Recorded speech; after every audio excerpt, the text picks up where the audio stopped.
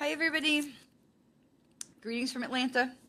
I've been really trying to get on here once a week and share some thoughts and some stuff about, what's going on in the universe and all that. But I'm trying to do it on Fridays. But this past Friday, I was driving to Atlanta, and I've been up here all weekend working. And tomorrow, I start a conference for my Mary Kay job, my Mary Kay business. And I just there's been a lot of stuff going on. Planets shifting, and I know I talk about the time of the purging for, I've been talking about that for a while, but and with the planet shifting, that's definitely like a thing. And so here's what I want to say today, and this will just be kind of short, but I just wanted to say a couple of things because when we don't listen to the guidance of the universe has a way of knocking you upside the head until you do. So I had this thing happen in my Mary Kay business with a contact management software, database management software that I've used for a couple years, where my database got completely corrupted, and we spent this entire past week just scrambling, trying to salvage the information before, so we could get out what we could get out and move to a new company and a new program. And one of the things that I learned, and when crisis comes, I've learned to breathe. Lots of deep breaths. Take a walk, get out in nature, get grounded, touch a tree. I love, touch a tree. I'll tell you that every day, touch a tree. And really to ask yourself, what am I supposed to be learning in this moment? What is it that I need to know right now? Is one of the questions that some of my teachers, hammer into my head.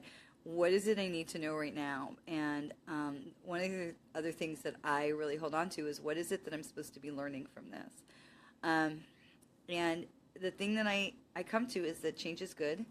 It is the time of the pruning and the time of the releasing and letting go of all those things. And you guys have heard me talk about that for the last couple of months, letting go of all these things. And I wasn't apparently taking my own advice in certain aspects of my life.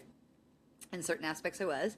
And in order to get my attention, the universe has taken over my database. So what should be 1,600 lines of contact information turned into 1,900, which really should have been, and it's now being purged down to 600. And it's like a lightning, and I don't mean lightning, I mean a lightning. Things, letting go of things so we are not carrying so much junk, baggage, garbage, heartache, resentment, anything forward. So I will always tell you, what can you be releasing? What can you be letting go of? What piece of hurt, heartache, what memento from some person you met one time? I looked at my database, and I spent time looking at the things and the people, and I went, oh my gosh, I love that girl. I love when she was my client. We had so much fun. She was so great. Oh, why haven't I talked with her? You know why? Because she hasn't bought any Mary Kay products from me in a decade. She doesn't need me right now. People come into your life for a season, a reason, a lifetime. We've all heard that expression, right? Or Ecclesiastes, to everything there is a season. But when the season is over, sometimes we tend to still hold on to that fragment. And then things kind of come crashing down around you when it's time to let go. You're not listening, letting go. We're going to whap you upside the head to make you let go. And so that really was where we were. And I got to tell you, we've moved to a new program. I'm super excited. I feel light. I feel much lighter. I feel released. And I'm happy not to have to spend my time trying to worry about 1,600 people when really only 600 need my attention. Not every day, thank God, because even that still sounds like a lot. But it's really a blessing to be able to cut loose those things that don't serve us. And so the things that I would share is, when you're in that time of drama, that place of crisis, or sometimes it's that dark night of the soul where you're just really down in the black pit, and I certainly have been there more than once, to be able to take a breath, take a lot of breaths, deep breaths, take a walk, get in the nature, stand barefoot in the grass. When it's not freezing out, people will see me, and my neighbors will see me often just standing naked-footed, barefooted in the grass, barefoot in my grass with my hands, palms open, hands out, receiving energy from the earth. There's a tree in my front yard, and I will stand there and touch the tree and hug the tree and thank the tree. nature and trees have an amazing energy to calm us, to ground us, to just breathe in. And those moments, by doing that, allows us to think in a different way, to see things from a different perspective. So what is it that you can do to help you see challenging situations from a different perspective?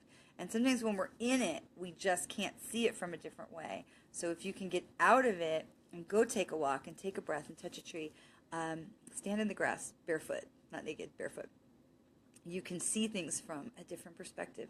And I ask always, what do I need to know right now? What is it I need to know right now? What am I supposed to be learning from this situation? What is it? And if you just ask the question and then listen. For me, the information comes in audibly, clairaudient, clear knowing, clear sentient, clear cognizant. I can never remember that other one.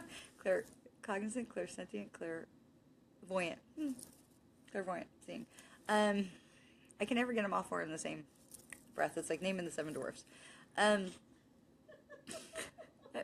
My girlfriend that I'm sharing the hotel room with just cracking up. Hi, psychic medium, can't name the seven dwarfs. But Dopey, I love No Shock, right? He's my favorite. Okay, take a breath. What is it you're supposed to be learning? But when you take that and you ask that question, because so often we ask those questions to the universe, and then we don't stop to listen. Ask the question to the universe. Take a breath. Listen. Feel. Hear. Sometimes we hear from here. We hear from here. We hear from here. We hear from here. Hear the answer. And then the next thing, don't discount it. Because the first thing that happens is we get information that comes in, and we go, oh, that's got to be my wishful thinking, my imagination, my whatever. Don't discount it. Trust your own intuition. Trust your heart. Trust your higher knowing. Listen to those things, because information that comes in like that, when you ask the question and you get that answer in your head immediately, that's your higher guidance. If it comes in and it's negative, like you should go do harm to somebody, that's not your higher guidance. Or if it comes in with a pause, like, what should I know right now? Oh, okay. That's ego. That's self. That's wishful thinking.